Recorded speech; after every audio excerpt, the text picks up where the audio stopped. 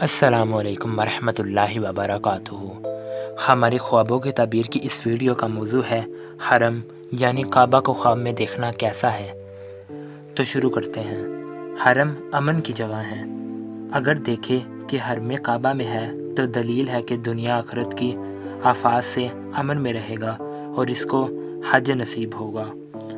حضرت ابراہیم کرمانی نے فرمایا ہے کہ اگر بادشاہ یا کسی سردار کے حرم میں آ گیا ہے تو دلیل ہے کہ تمام شہروں میں اس کے لیے امن ہے اور اس کو بادشاہ سے کچھ ملے گا۔